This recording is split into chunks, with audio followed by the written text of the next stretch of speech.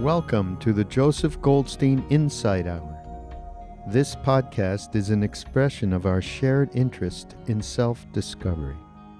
Join Joseph as he shares his deep knowledge of the path of mindfulness. If you are interested in supporting this podcast, please go to BeHereNowNetwork.com/Joseph.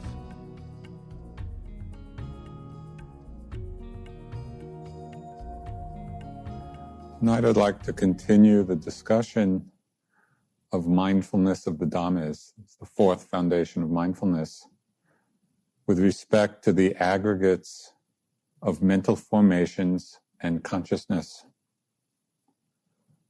So last week we talked about sankharas, or the mental formations, which is the fourth of the five aggregates.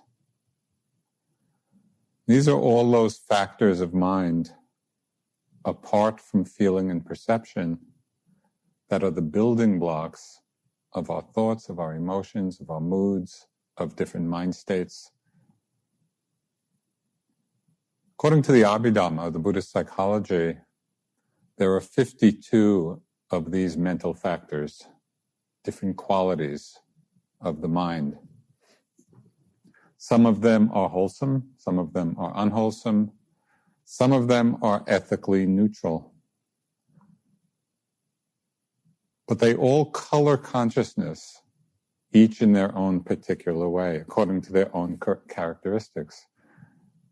And so just as a reminder, as an example of some of these mental factors, it's things like desire and aversion, of restlessness, of doubt, of concentration, mindfulness, wisdom, rapture, energy, all of those different states of mind that we experience.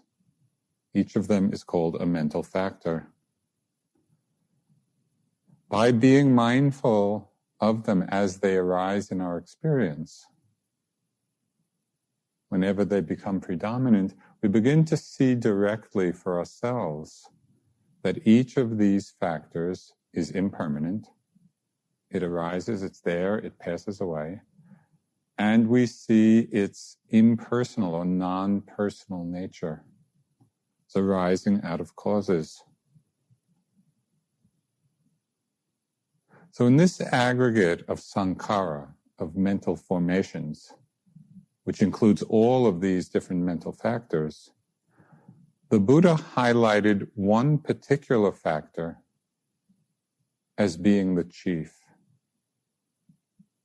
as being the one of them all that plays a very, very critical role. And so he highlighted this particular one.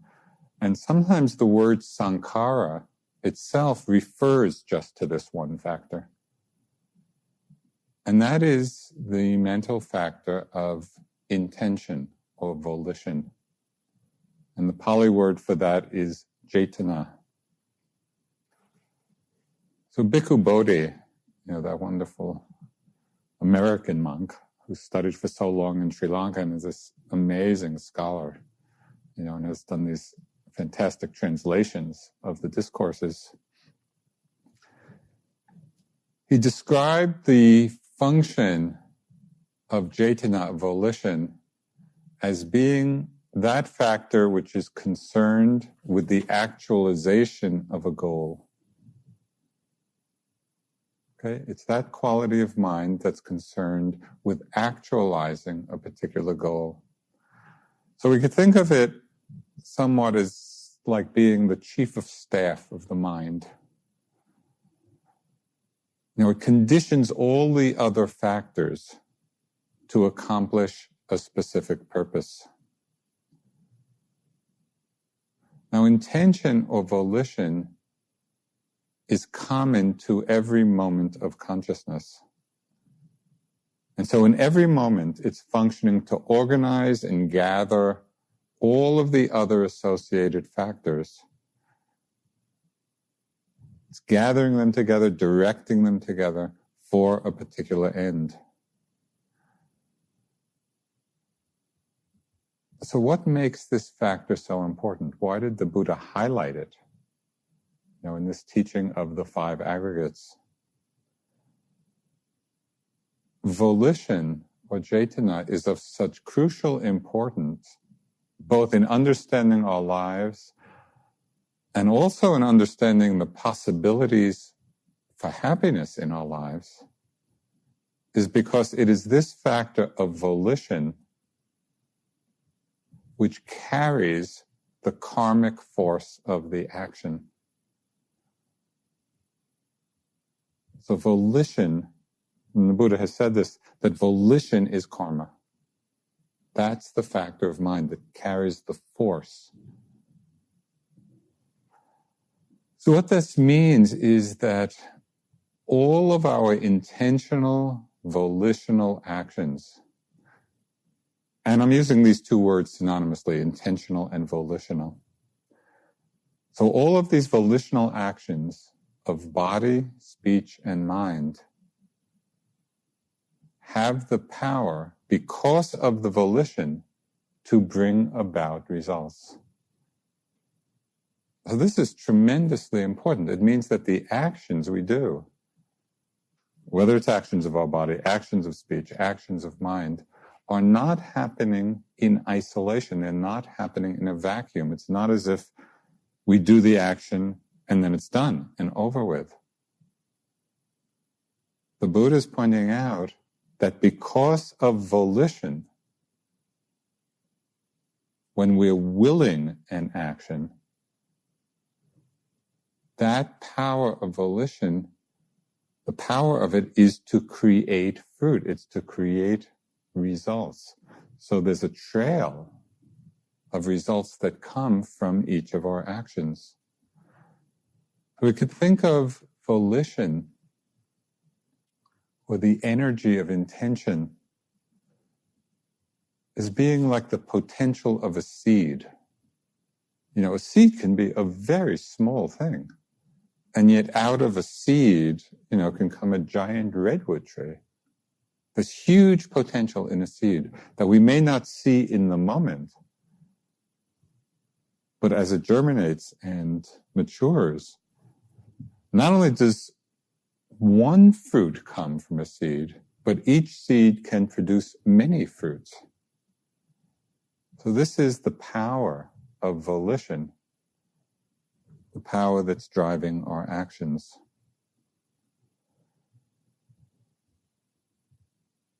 So what determines the particular karmic fruit of each of these volitional actions, whether it brings us happiness or suffering in our lives, whether it's sweet fruit or bitter fruit, is the motivation associated with the intention.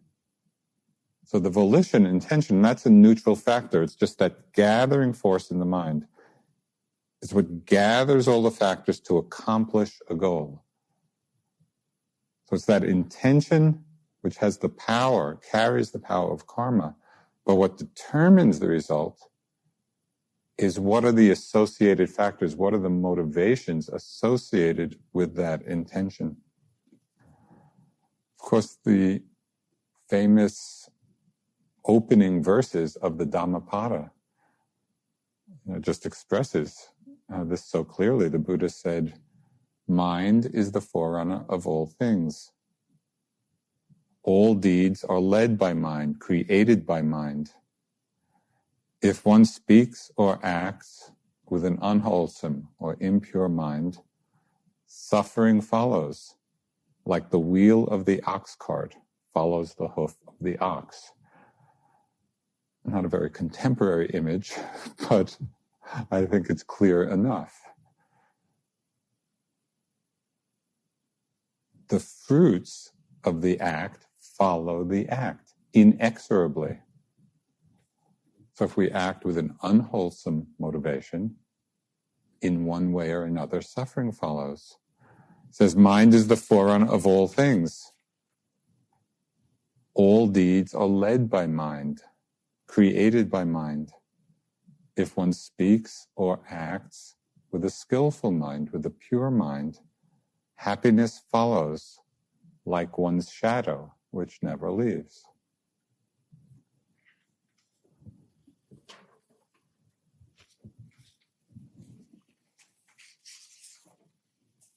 So how can we sort out, what's wholesome, what's unwholesome?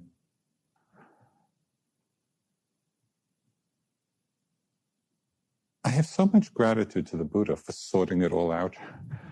When you just think, it's hard enough just for us to watch our breath. And yet here's someone who had such amazing depth and clarity of mind. He could look into the mind and actually sort out all of these different factors and what led to what. And it's quite amazing. Of course, we can test it for ourselves. The Buddha talked of how the three roots of all unwholesome actions are greed, or hatred, or aversion, and our ignorance, delusion. So we can know if those factors are in the mind in one form or another. If we're acting out of greed, if we're acting out of aversion or hatred, if we're acting out of delusion or ignorance, suffering follows. And he pointed out the three wholesome roots are just the opposite. Non-greed, which is generosity, non-hatred, which is non-ill will or loving kindness, non-delusion, which is wisdom. If those are operating in the mind, we know that the results will bring us happiness. So he clarified this to a marvelous extent for us. In this teaching, we need to remember that it is the motive, the motivation, which is the determining factor for the result which follows. So this is expressed in one teaching which I reflect on so often. It just seems such a powerful, incisive reminder to us, where it says, everything rests on the tip of motivation. Yet how often in our lives do we actually pay attention before we act to examining or investigating our motivation? Probably not that often, because we just get carried away in the momentum of our lives and our actions and our habit patterns. If we are contemplating this aggregate, sankhara, with respect to the power of intention, the power of volition, and what it brings, so then it can inspire us to practice paying attention before we act, before we speak, before we get lost in some mind drama. What is the motivation associated with it? Is it bringing happiness? Is it bringing suffering?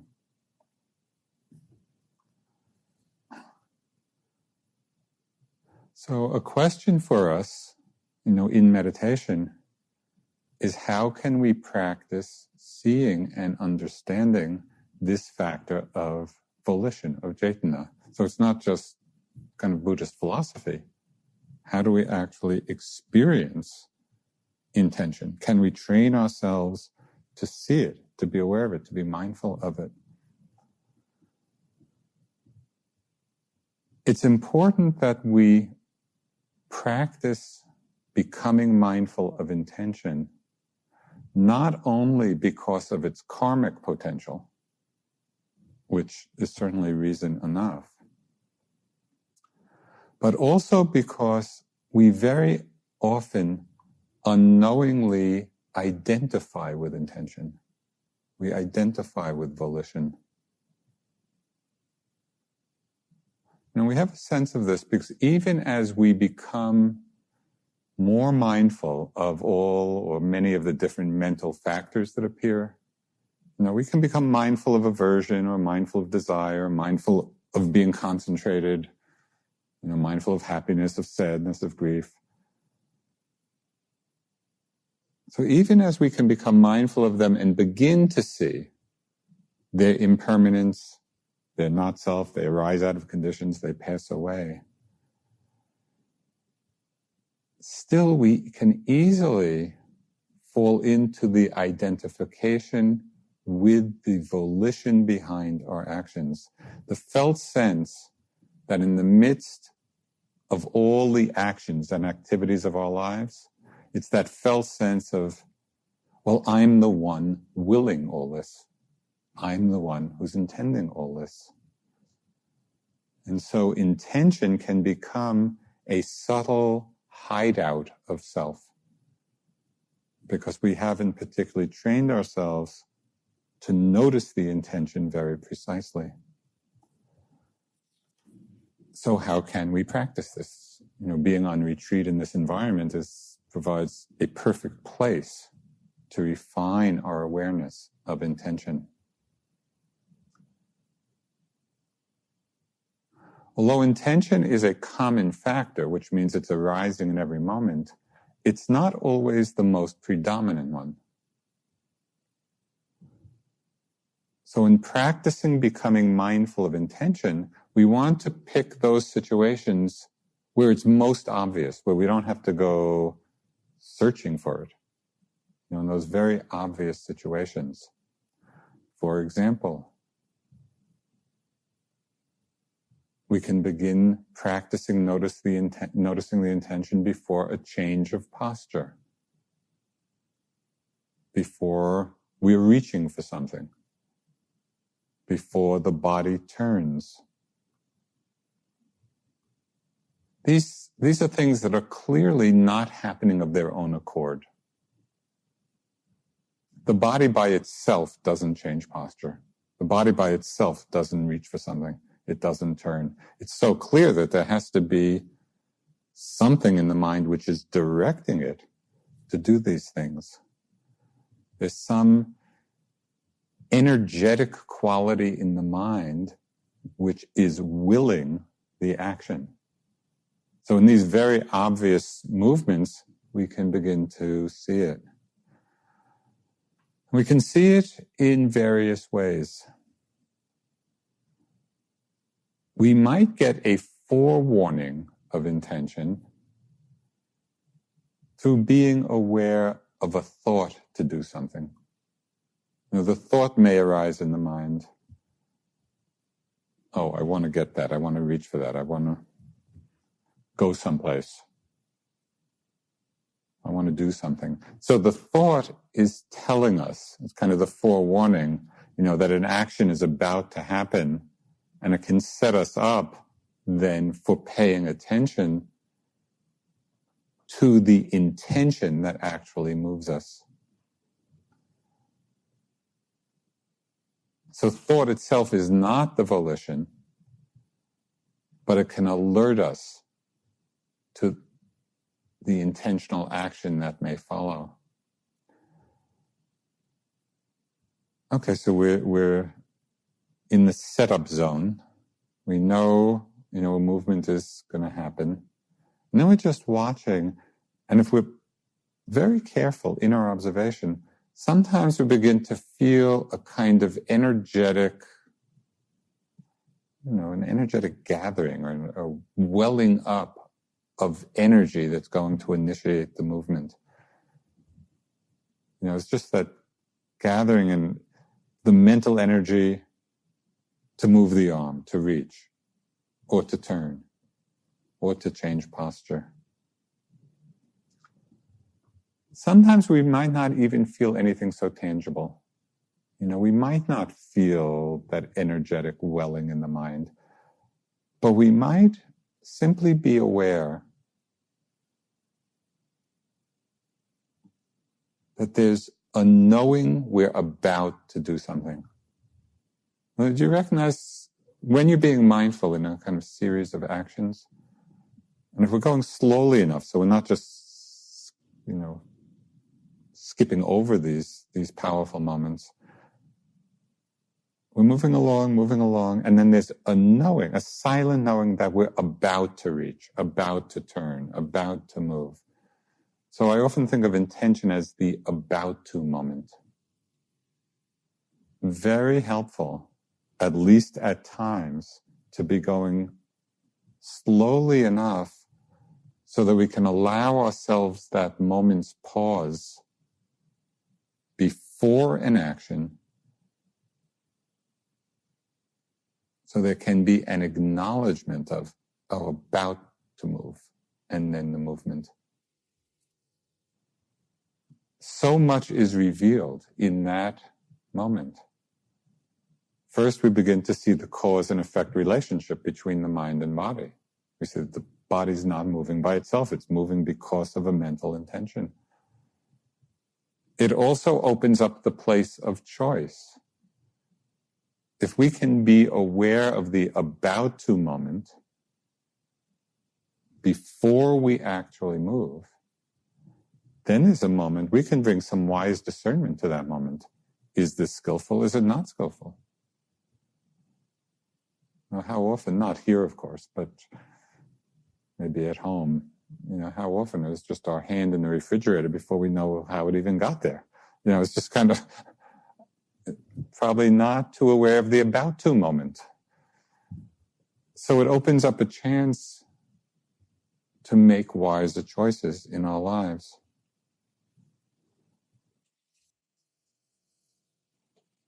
What's also interesting to observe is that intention, or this volition, is not only happening at the beginning of an action, but it's happening all the way through an action. And the example is given as like an electric current running a motor. At any time, or a light, at any time the electric current stops, the motor stops running, or the light goes off. It needs that continual flow of electricity to keep going. Every action we do needs the continual flow of intentions to keep it going. It's not only one that initiates it. And so you can play with this. I've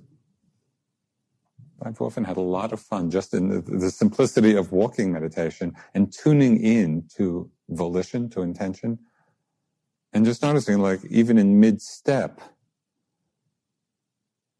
what happens if the intention to keep moving stops? The foot stops. And then kind of charge it up again.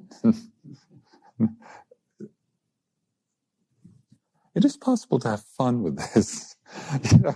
It's like this investigation of how this whole thing is working, and especially this very amazing interconnection between the mind and body, and understanding what the mind is, what the body is, and how they work together. This is all the teaching of the 5 aggregates. It's really the Buddha's analysis of our subjective experience. He's saying, if you look in this way, you'll begin to sort it all out.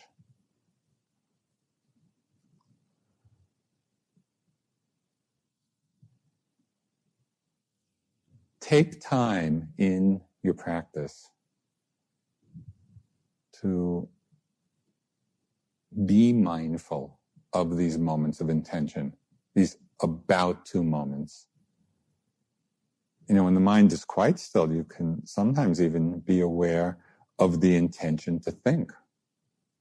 When the mind is really quiet, it's almost, you can feel the welling up of about to think. And then the thought follows.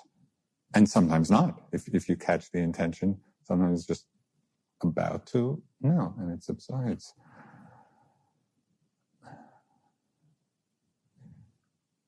Take an investigative interest in this particular factor. The Buddha highlighted it. In this 4th aggregate of sankhara, he's saying of all of the different mental factors, volition is the chief. Right? So it's worth our interest, to see how it's working. Because it's this volition which holds the power, contains the power to bring about results. And this has such amazing impact in our lives.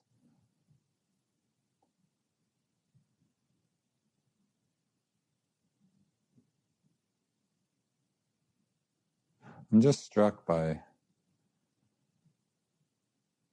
how little we reflect that what we experience now in our lives is the fruit of all of our many past volitions. It's not happening accidentally, and it's not happening without reason or without cause. The Buddha said we are the heirs of our own actions. But especially in our culture, we haven't grown up with this understanding. We don't frame our experience usually in this way. The Buddha is saying, this is important. This is a key piece in understanding how our lives unfold. So we should really investigate this.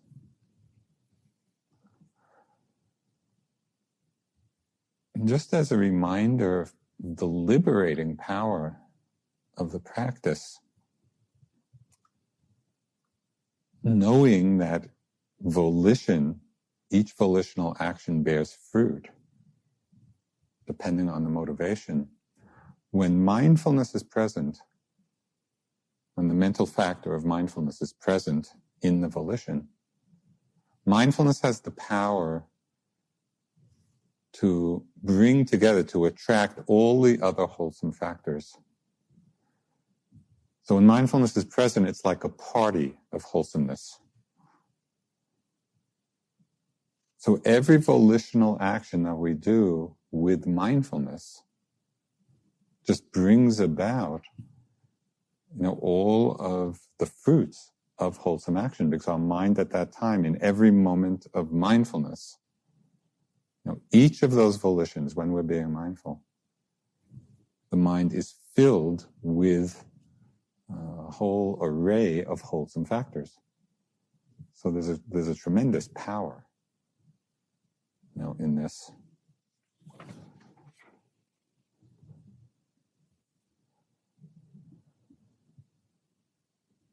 Okay, so this is the fourth of the aggregates. I spoke a lot about it last week, and now this week, particularly with regard to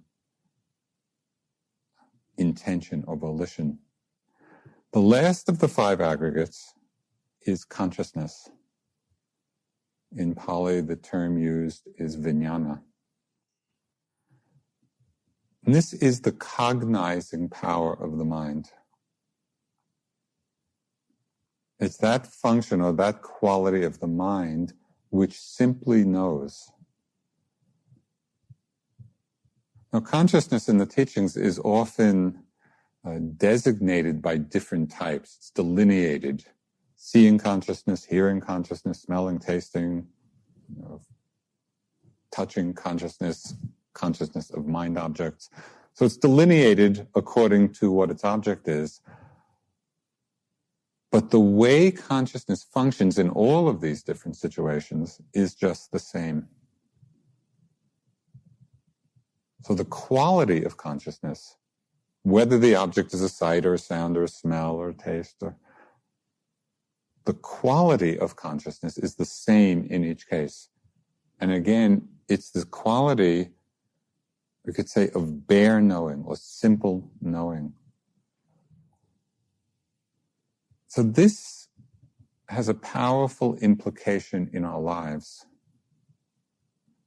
Namely, that the characteristic of knowing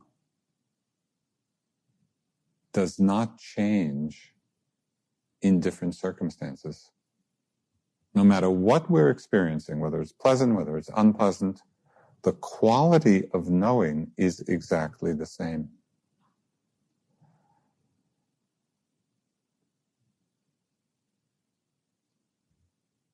The consciousness may be colored by different mental factors at different times. Colored by greed, colored by aversion, colored by wisdom, by concentration. But the knowing faculty, just that particular characteristic of knowing, functions in the same way regardless of what it is that's arising. So in this sense, we could call it, it's like a mirror-like awareness.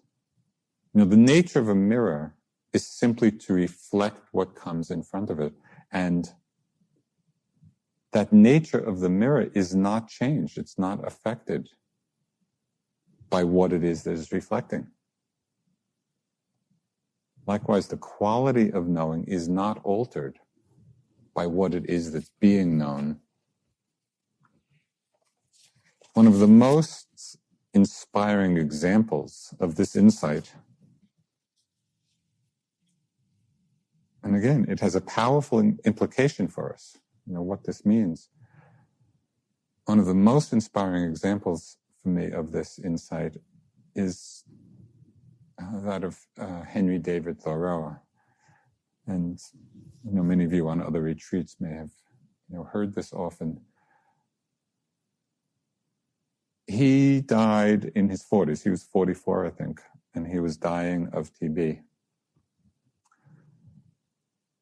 But he had an amazing wisdom, evidently without any formal meditation practice, but maybe his time at Walden Pond was just sitting and walking around the pond. Anyway, this was written by a friend of his, who was visiting him at the time of his dying. And this friend wrote, "Henry was never affected, never reached by his illness. Very often I have heard him tell his visitors that he enjoyed his existence as well as ever." Remember, he's dying of TB, which is not a pleasant thing. "He remarked to me that there was as much comfort in perfect disease as in perfect health, the mind always conforming to the condition of the body." That statement is amazing. Could we say that? There's as much comfort in perfect disease as in perfect health. Well, to the extent that we understand this mirror-like quality of knowing, that consciousness simply knows. It's not affected by what is being known. The mind always conforms to the condition of the body. The mind simply knows. There's a tremendous freedom in that. He said the thought of death could not begin to trouble him. So there's a tremendous wisdom and application of this insight in our lives.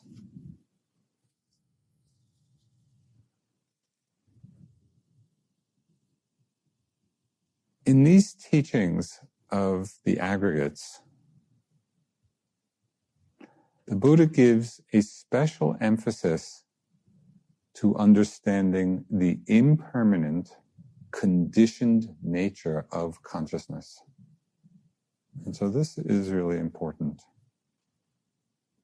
So just as an example, seeing consciousness arises when four causes are present. There needs to be the organ of the eye in working order. There needs to be a visible object. There needs to be light. And there needs to be attention.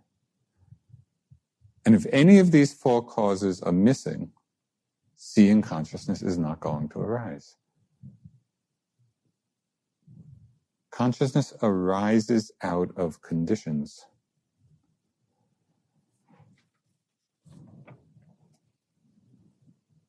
And the Buddha emphasized the contingent nature of consciousness in response to a monk named Sati. And Sati had the view that there was just one consciousness that went from life to life. Now, there was one consciousness throughout this life and went from life to life. So this is a little dialogue the Buddha is having with Sati, and it's the Buddha in his fearsome mode. So Sati was saying, it is this same consciousness that runs and wanders through the round of rebirths. The Buddha then asked Sati, what is that consciousness? And Sati replied, it is that which speaks and feels and experiences here and there the results of good and bad actions.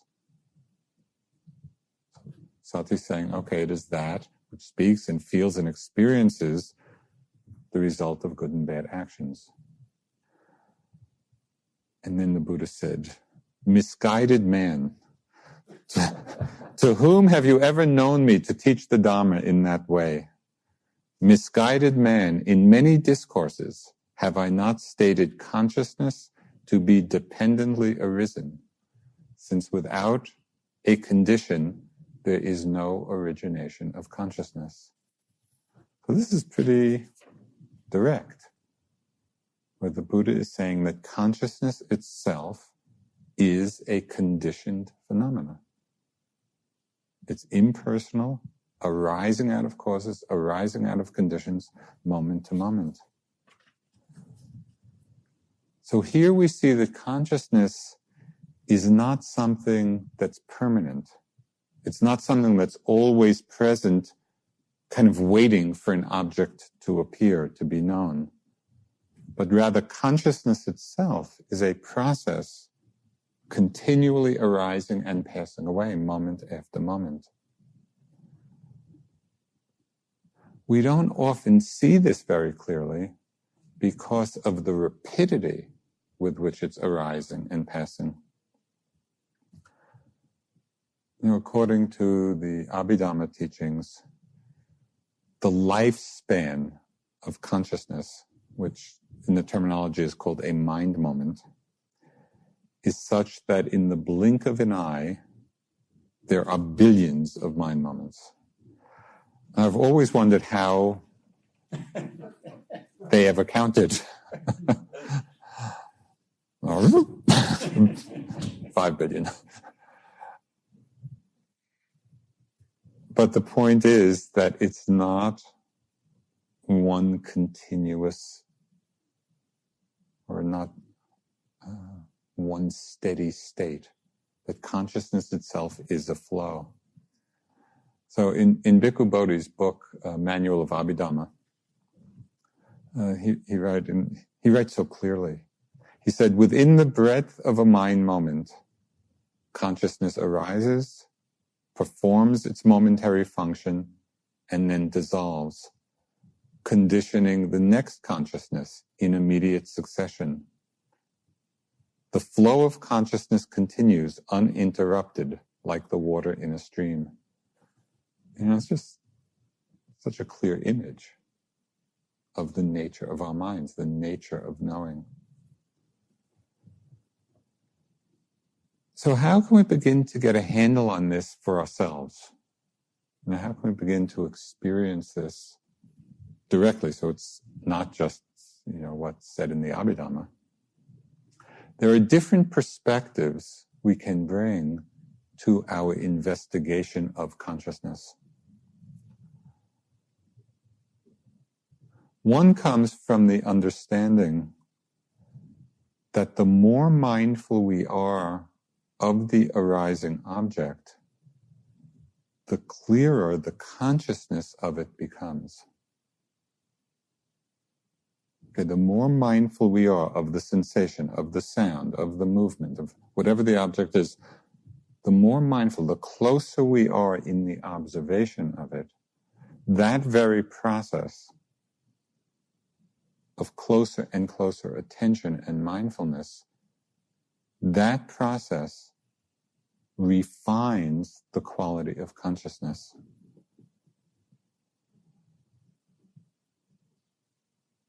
It's like just by this continuity of very careful mindfulness, the consciousness itself becomes very clear and very lucid. So that's one way of beginning to allow the experience of this clear, vivid knowing become very obvious to us. There's another approach that I found really helpful, and I've mentioned to quite a few of you in interviews.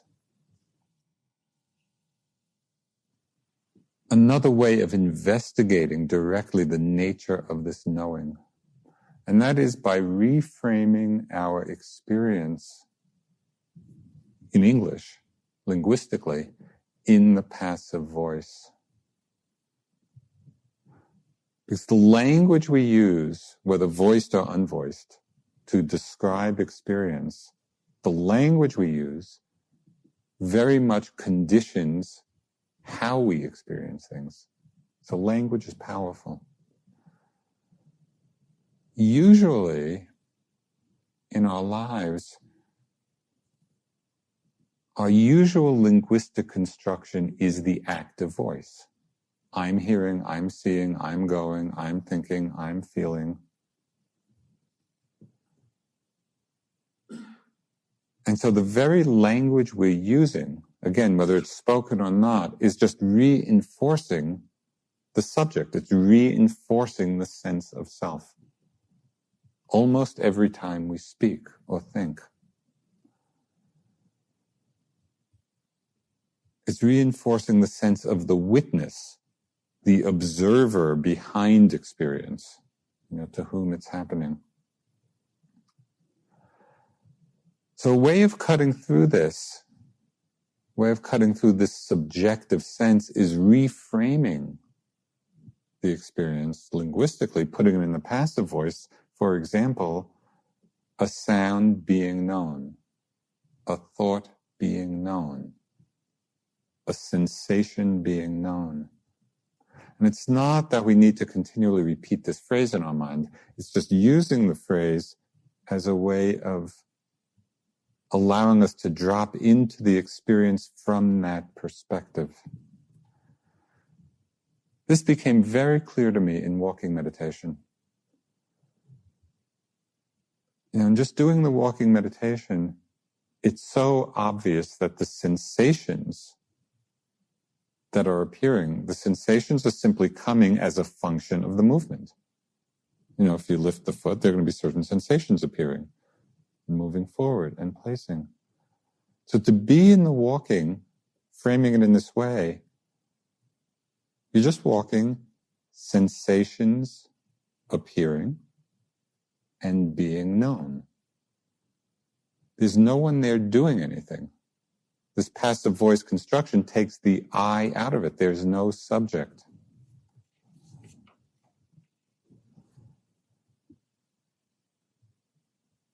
Does this seem clear? It's very simple. This is not some esoteric, meditative experience. This is very simple. It's just you're walking and it's just the sensations are appearing. It's like sensations appearing in space and being known. And to remind oneself to frame it in that way. When you do, we realize some different things about the nature of consciousness. It's very illuminating about the nature of this aggregate, of knowing, this thing that's so fundamental.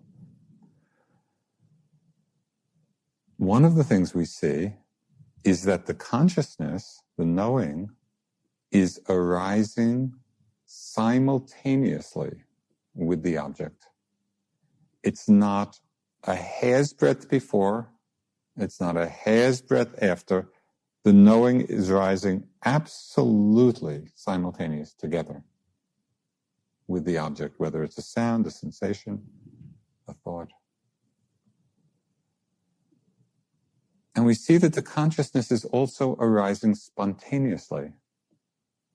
When you're walking and are just in that experience of the sensations being known, do you have to prompt the consciousness, the knowing, to be there?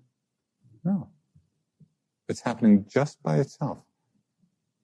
You're walking, the sensations are appearing, they're being known exactly, vividly, in the moment of their arising, absolutely simultaneous, and completely spontaneous. So it becomes very effortless. We're just settled back in this amazing experience, moment after moment, and you can be in this flow throughout the whole day. Just this flow of different experiences, different objects being known, simultaneously, spontaneously.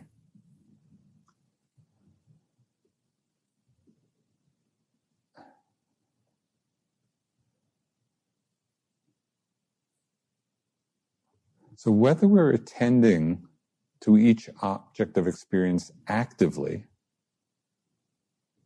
sending the mind to the object, refining the consciousness through that kind of careful mindfulness, or we're attending to it passively, in the way I just described, receiving each object, seeing how each object is being known. As the mind settles, practicing in either of these ways or some combination, as the mind settles, for some sustained periods of time, this continued mindfulness and investigation lead us to different insight experiences about the nature of consciousness. And so this is our direct exploration of the knowing mind.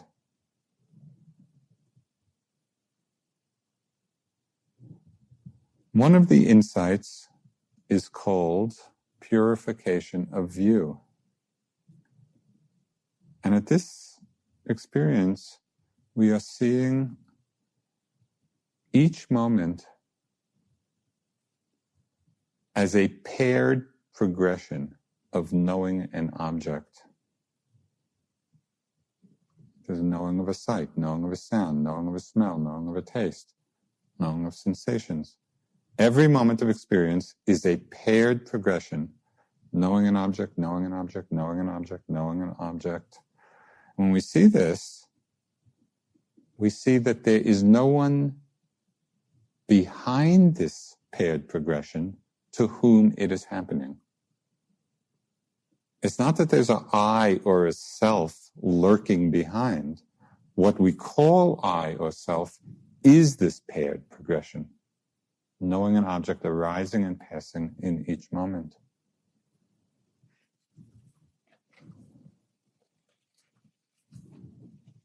At this time, we can really distinguish very clearly the difference between nama rupa, between mentality and the physical material elements. So just as a rather strange example, highlighting this insight, imagine a corpse, and by some means, maybe you move the arm of the corpse, or maybe you pump it with air and its chest rises and then contracts. Okay, clearly the physical movement is there. But in that corpse, as far as we know, is there any knowing of that movement? It doesn't look like it. It's just the physical matter is there, but there is no knowing. Yet when being alive, there's the movement of our arms, or our chest. Not only is there the physical movement, as was in the corpse, there's something else. Well, knowing is that something else. Right? And so we can begin to really see the difference between what's just material elements and what is the mind, what is consciousness. This is a very important understanding of this mind-body process. It's really the beginning of understanding selflessness, that what we call self, what we call I, is simply this process of knowing an object, arising and passing moment after moment.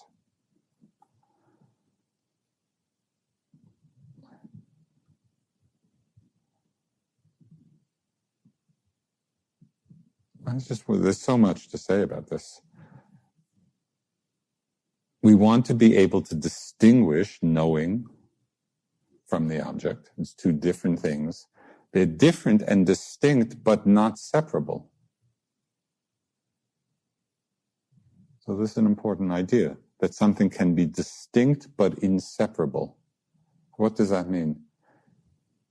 If you look at something, you can see both its color and its form.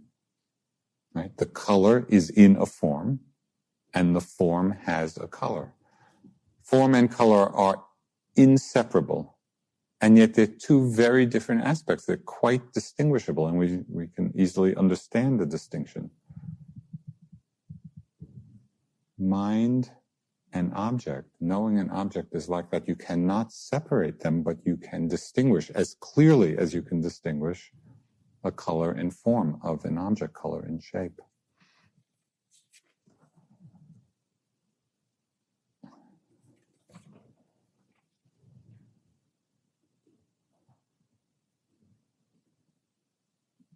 as we continue the practice, and our perception of impermanence becomes more and more refined, there are times when we can see the momentary dissolution of consciousness. We are really seeing the impermanence in the flow of moments of knowing.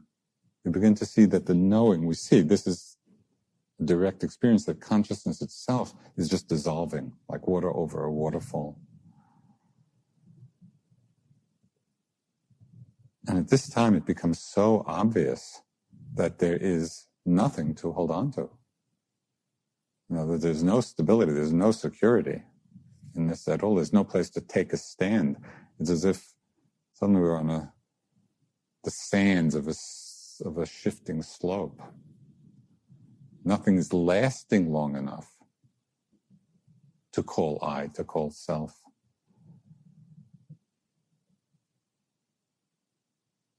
At this time, sometimes people get a bit discouraged because it feels like the meditation has gone to pieces. Because things are dissolving, both the object and the knowing is dissolving so quickly. It feels as if it's impossible to be mindful. The mindfulness is not landing anyplace, and the mindfulness itself is dissolving. And so people often feel, I can't meditate in the mindfulness, I've lost it somehow. But actually, it's a deepening of the practice, a deepening of seeing the fleeting momentary nature of the knowing itself. So if we can stay steady through that difficult time, we come to even deeper experiences of the nature of consciousness. And some of the very great masters of the Theravada tradition described from this mature place of insight kind of this quality of the mind. So I want to just read a few of these descriptions because they're so clear. One is from a Thai monk, Ajahn Jamnian, who's a wonderful monk. He's still alive. He's visited the States. He's a great practitioner of metta and just seems to reside in this open quality of awareness. He wrote, "At some point the mind becomes so clear and balanced that whatever arises is seen and left untouched, with no interference. One ceases to focus on any particular content, and all is simply seen as mind and matter, an empty process arising and passing away of its own, a perfect balance of mind with no reactions. There is no longer any doing." So our practice comes to this place, just through the development of the mindfulness and concentration and insight. There is no longer any doing. Perfect balance of mind with no reactions. And this is from Mahasi Sayadaw, describing in a little more detail this place of equanimity. He wrote, "At times the number of different objects to note may shrink to one or two, or all objects may even disappear. However, at this time, the knowing consciousness is still present. In this very clear open space, of the sky, there remains only one very clear, blissful consciousness, which is very clear beyond comparison and very blissful. Yogis tend to take delight in this clear, blissful consciousness. This is known as dhamma raga, dhamma lust. At this time, it has to be noted, knowing, knowing, knowing. This is a critical point. When the mind, the consciousness gets so clear and so refined, and maybe all the other objects disappear, that's all that's left, is that open sky of the mind. the open, blissful, clear consciousness. It's important to be mindful of that because it's so easy to become subtly identified with it. Somebody today in an interview gave me this saying by the 12th century Chan master Tao Hui. It's a wonderful line. As soon as there's something considered important, it becomes a nest. And I just think how often we create these nests in our lives, and even in this very refined state of consciousness where we're experiencing, the openness and the bliss and the clarity of this consciousness. If we latch onto that, become identified with that, that becomes the nest.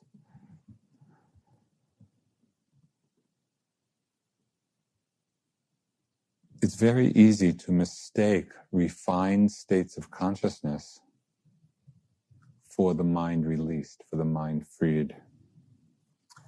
And this one last teaching I want to read is from Ajahn Mahabua, who is still alive. He's one of the great Thai forest masters. He's considered to be an arhat. And he's been in his writings, he's very acknowledging of his own process of becoming an arhat. He just has described, his path and his experience all the way up to the highest. And he says something very profound here about how we need to relate to consciousness itself in this very refined state. He wrote, "Once when I went to practice at Wat Do Dhamma Chedi, it's the name of a temple, the problem of unawareness, of ignorance, had me bewildered for quite some time. At that stage, the mind was so radiant that I came to marvel at its radiance. Everything of every sort which could make me marvel seemed to have gathered there in the mind, to the point where I began to marvel at myself. Why is it that my mind is so marvelous? Looking at the body, I couldn't see it at all. It was all space, empty. The mind was radiant, in full force. But luckily, as soon as I began to marvel at myself, to the point of exclaiming deludedly in the heart, without being conscious of it, why has my mind come so far? At that moment, a statement of Dhamma spontaneously arose. This too I hadn't anticipated. It suddenly appeared as if someone were speaking in the heart, although there was no one there speaking. It simply appeared as a statement.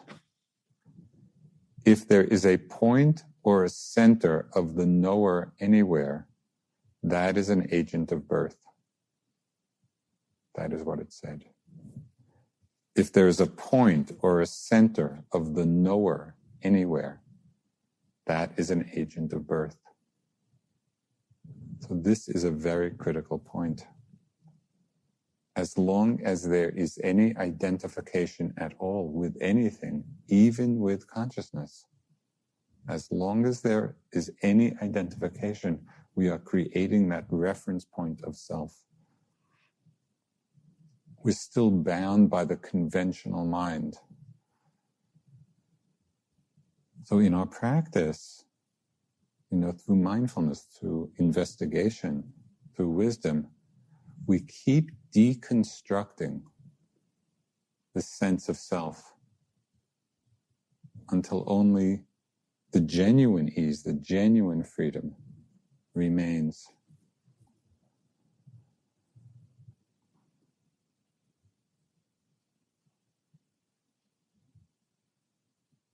And so in our practice, we just are first refining our understanding of the nature of consciousness, the nature of knowing. It gets increasingly vivid and clear and refined and radiant. And then that itself becomes the object of our awareness, freeing ourselves from identification with that as well. So next week, I'd like to conclude this section on the 5 aggregates, this section of the Satipatthana Sutta, of how we can use this framework of these 5 aggregates that we've been discussing over these last weeks, of the material elements of feeling, of perception, of volitional formations, of consciousness, of how we can use this framework of the aggregates to actually come to the place of freedom. Because that's the point of all this. The Buddha was not giving these teachings just as some philosophic understanding. All of the teachings are pointing to how we can free ourselves. There's a book by René Daumal, a Frenchman. It's quite old now. It's called Mount Analog, and the book is a metaphor of the spiritual journey, climbing Mount Analog. And he wrote in this book, "Keep your eye fixed on the path to the top, but don't forget to look right in front of you. The last step depends on the first. Don't think you're there just because you see the summit. Watch your footing. Be sure of the next step. But don't let that distract you from the highest goal. The first step depends on the last."